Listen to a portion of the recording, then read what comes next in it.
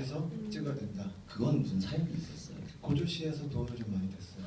지자체 예산. 그래서 저도 좀 궁금했는데 그 지자체 예산이고 그래서 이제 또 그런 조건도 있었죠. 그 고조시를 좀 안 좋게 묘사하는 게 있으면 안 된다. 그리고 저는 사실 가을이나 겨울에 영화를 좀 찍고 싶었는데요. 여름에도 찍어야 되는 조건도 있었어요. 두 가지 이유였는데 하나는 여름에 동네가 사실 볼 것이 없는 사실 동네라 여름에 불꽃놀이 축제를 실제로 해요. 그래서 그 축제가 좀 영화에 나왔으면 좋겠다. 영화를 여러분 감상하시는 걸 제가 오히려 반갑시키는 얘기 될지 모르겠는데 그런 조건들이 있어서 맞춰보자. 그래서 이제 그런 것도 있었고 그 다음에 가스나오미가 그해 가을에 영화를 찍어야 돼서 들어가기 전에 좀 끝내줬으면 좋겠어. 그래서 알겠다. 그래서 좀 준비가 안 된 상태로 가서 이제 찍은 영화예요. 근데 뭐 저희가 뭐 알고 있는 다른 케이스들도 이제 그런 제약들이 오히려 좀 죽어라 하는 상황에서 좀 살려고 하다 보니까 생각하게 되는 것들이 결국엔 이 영화의 구성점에도 많이 반영이 되어지고 된 것 같아요. 그렇게 하려고 사실 노력했어요. 이게 조건들이 영화를 제 감독 입장에서는 하기 너무 어려운 조건이라고 생각했어요. 그러니까 뭐늘 영화 찍을 때마다 그렇잖아요. 근데 이번에도 너무 내가 뭔가 하기 너무 어렵다. 그리고 일정도 좀 타이트했고 제가 만든 영화 중에서 예산은 그래도 가장 넉넉한 편이었는데 얼마 정도? 총 2억 정도 들었고 프로덕션 예산이 한 1억 정도 들었거든요. 근데 회차는 한 11회차? 열흘 정도 이제 찍은 영화예요. 그래서 그러니까 이게 1부, 2부로 이야기가 나뉘어져 있잖아요. 1부 한 5일, 한 2부 한 5일 정도로 해서 찍었는데 저는 좀 상당히 힘들었어요. 사실 일정이 타이트해서. 네, 혹시 지금 급하게 여쭤보고 싶은 게 있으세요? 긴급 질문을 받겠습니다.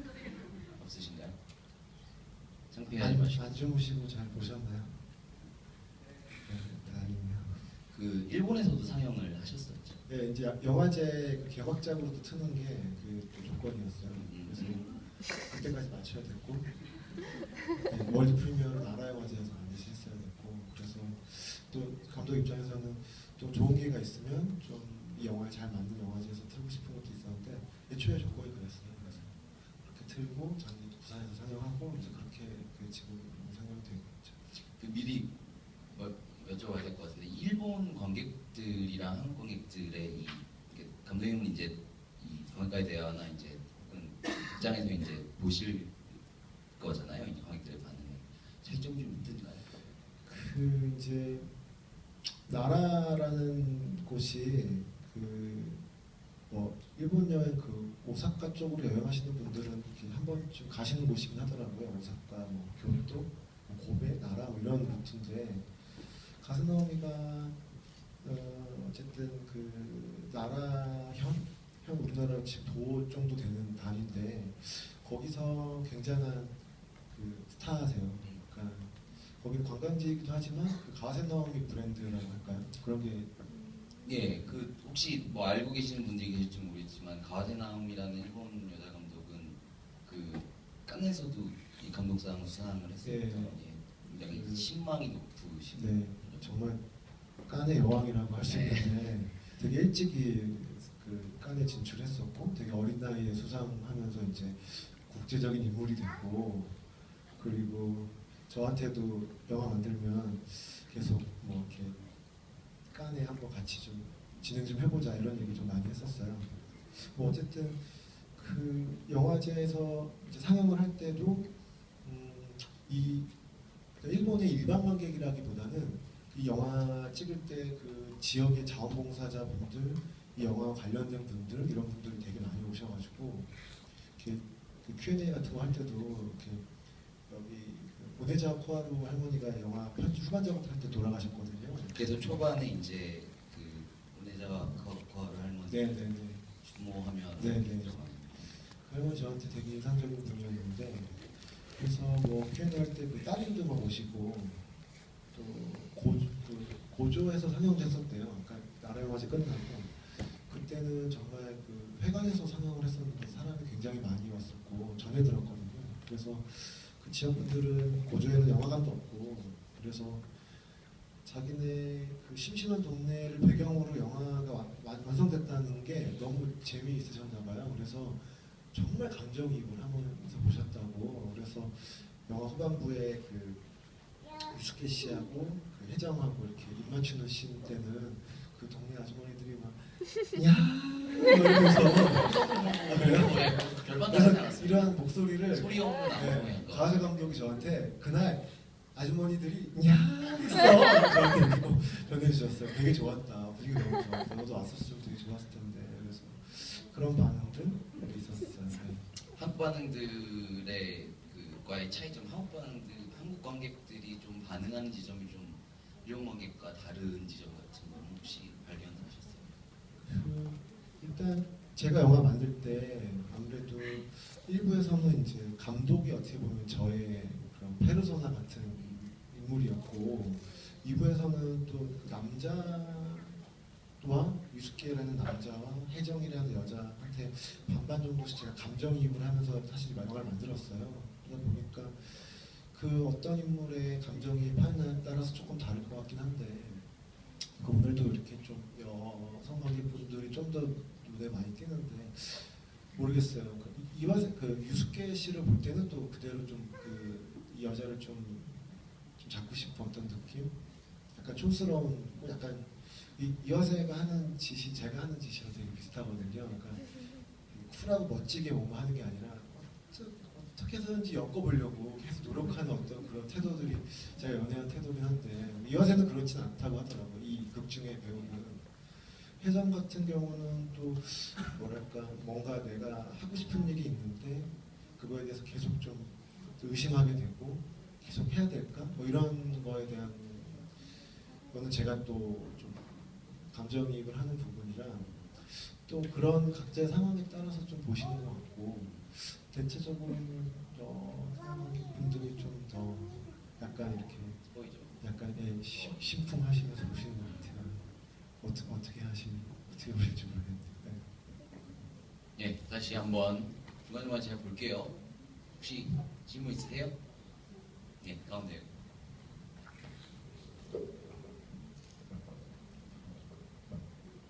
네, 영화 재밌게 잘 봤고요. 개인적인 의견인데 그 주인공이 마지막에 키스를 하지 않았으면 더 좋지 않았을까라는 생각이 조금 있거든요. 그 장면에 대해서 감독님이 어떻게 고민하셨는지 궁금합니다. 그러니까 저는 키스 안 하면 막 계속 치대고 또 너 방에 잠깐 들어갔다 가도 돼? 뭐 이런 거다가 제가 할 수 있는 최선의 어떤 선택이었어요. 말씀하셨던 것처럼 이 김세벽 배우는 자기는 입 맞출 것 같지 않다라고 얘기했었고 그 씬을 찍기 전에 입맞춤에 대한 그런 언급이 배우들하고 있진 않았거든요. 나중에 하는 얘기인데 제 남자 배우한테 영화 찍을 때 이건 한 번에 오케이 되는 장면이에요. 그래서 남자 배우한테 여배우가 팔에 뭐 적어줄지도 모르는데 마음 내키면 확 입을 맞춰버려 그랬거든요. 그래서 이거 장면 컷하고 나서 새벽 씨가 저한테 막 나나차게 하고 그랬어요. 쌍욕하면서 자기한테 언질하지 않았냐고 그러면서 뭐 하여튼 대답이 되셨어요? 예. 이게 혹시 또 있으세요? 예. 다시 드릴게요. 이따가 결국에는 저희가 이제 영화 딱 보고 나서 저는 든 생각이 세 개의 영화를 본 셈인 거더라고요. 그러니까 세 개의 영화라고 하면 좀 그렇고, 그러니까 김태훈이라는 그 감독님께서 말씀하신 자기 반영적인 캐릭터의 감독이 있고, 그가 조감독인 미정, 일본어 통역까지 겸하는 조감독인 미정을 데리고 다니면서 이 고조 지역의 공무원들이나 뭐 이런 분들을 로케이션 매니저 삼아가지고 그러니까 소개를 받으면서 돌아다니는 그 흑백 부분. 그리고 저는 이게 아마 꼽으라 그러는 제일 아름다운 마법 같은 순간이었었는데 그 불꽃놀이에서 칼라로 전환이 그고 난 다음에 아마도 그 김태훈 감독이, 영화 속의 김태훈 감독이 그 고민의 과정을 거쳐서 만들었을 칼라 영화가 있고, 사실은 그거보다 이 모든 과정에 제일 앞서서는 이 대상 받은 감독님이 빵꾸를 내가지고 가와세나미 감독이 이제 제안을 해서 난데없이 우리나라로 치면 경북 봉화 정도에 해당되는 고조에 끌려가셔서 여기서 뭘 찍지 최초의 고민을 하셨던 감독님의 과정. 그러니까 이 세 개의 과정이 서로가 서로를 좀 닮아 있고 서로가 서로를 모방하기도 하고 또 좀 발전시키기도 하는 과정들 안에 물려 있는 기분을 받았거든요. 그래서 질문은 이 처음에 고조에 가셔서 이 이야기를 그 책상을 하시게 된 과정들, 그건 결국에는 시나리오를 쓰는 순서가 어떻게 되었느냐의 질문이 한 번 있을 것 같고요. 그 다음에 뭐 여러분들도 아시겠지만 촬영이라고 하는 게 굉장히 이 비용 집약적이고 노동 집약적인 일이라서, 예를 들어서 저희가 이제 전문용어로 이제 눕기 친다고 그러고 몰아찍기, 그러니까 예를 들어서 한 공간에 가면은 이게 앞에는 흑백 부분이고 뒤에는 칼라 부분으로 되어 있다고 하더라도 흑백 찍으러 한 번 가고 칼라 찍으러 한 번 가고 그럴 게 아니라 한 번에 가가지고 비용이나 이런 문제 때문에 다 몰아서 찍고 하는 경우도 있거든요. 근데 보면서 좀 다를 수도 있겠다는 생각이 들어서 하는 질문인데, 시나리오를 썼던 과정의 순서가 어떻게 되는지, 그리고 촬영의 순서는 또 어떻게 되는지 좀 여쭤보고 싶습니다. 뭐 말씀하셨던 대로 그 감독이 조사하는 이야기, 그 다음에 감독이 조사하는 내용이 펼쳐지는 이야기가 이제 크게 구성이 있었고, 또 영화 안에 제가 좀 또 소화하고 싶었던 거는 이제 감독의 어떤 꿈, 그냥 판타지 같은 것들, 뭐 그런 부분들이 있었어요. 그 뭐 겐지 씨 인터뷰에 등장했던 그 첫사랑 그 요시코라는 인물을 이제 그 옛날 초등학교에서 같이 이렇게 마치 그 환상 장면처럼 보는 것들, 이런 것들이 좀 있었는데, 사실 제가 그런 부분들을 어떻게 잘 소화했나 뭐 이런 좀 그 의문과 아쉬움은 좀 있어요. 그래서 왜 그 자전거 산책할 때 자전거 타고 등장하는 아이나 그 교실에서 보는 아이 같은 인물이거든요. 그리고 또 이후에 그 새벽 시의 느낌과도 좀 비슷한 어떤 아이로 캐스팅을 하고 싶어서 또 이제 그런 아이를 찾기도 했고요. 그래서 그게 약간 좀 그 아이의 그 캐스팅이 약간 좀 공포 같은 그런 느낌도 좀 사실 자아내서 일본 스태프들이 저한테 놀린다고, 그 요시코 장면 찍을 때 스태프들이 자 사다코 씬 준비하세요 막 이러고, 제가 그러지 말라고, 이거 사다코 아니라고 그런 얘기도 했었어요. 사다코라고 하시면 이제 링에서 네, 링에 이제 그런 이 브라운관을 찍고 나오던, 예. 저의 그런 좀 설정이 있었는데 영화에 잘 드러나진 않았어요. 그래서 뭐 아마 세 가지라면 뭐 그런 게 좀 되지 않을까 생각이 들고, 그리고 제가 이제 일본에 전에 아까 말씀드렸다시피 이제 시나리오를 다 완고를 못 털고 가가지고 일부 이야기는 시나리오가 있었어요. 시나리오라기보다는 이제 제가 조사한 내용을 기초로 한 그런 트리트먼트였거든요. 그 일부에 만났던 그 인물들은 제가 그 이 영화 촬영 6개월 전에 사전답사했을 때 다 인터뷰했던 분들이세요. 그 동네에 할머니, 뭐 그 카페 오는 그 아저씨, 재밌는 아저씨, 그분은 이제 매일 아침에 모닝 세트 먹으러 오는 택시 기사 분이시거든요. 그리고 그 영화 처음에 나오는 카페 노부부들. 그래서 제가 인터뷰할 때 되게 인상적이어서 그 시나리오 좀 발전시키면서 일본 쪽에다가 이제 그분들 제가 다시 찍을 수도 있으니까 좀 미리 얘기 좀 해달라. 이제 그런 과정들이 있어서 일부는 이제 비교적 그래도 제가 계획했던 대로 찍게 되는 거고, 뭐 스토리텔링을 했다기보다 이게 뭐 이 지역에 사실 제가 그분들한테 그 여러 가지 이제 그 개인사적인 이런 저런 것들을 여쭤보고 맨 마지막에 물어봤던 게 항상 여기 뭐가 있어요? 라는 걸 항상 물어봤어요. 고조에 뭐가 있냐? 그럼 거의 정말 열에 한 9명은 여기 아무것도 없다. 실제로 저는 사실 그렇게 큰 인상을 받지 못했어요. 그 지역에서.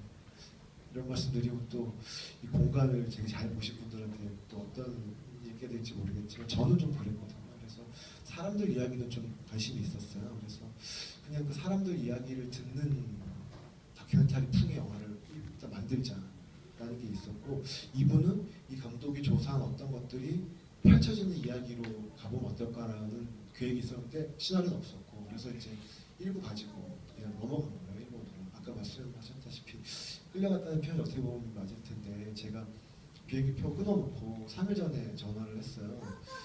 못 갈 것 같다. 준비가 안 돼서, 준비가 안 되면 영화 찍을 수가 없다. 나는 겨울에 찍자.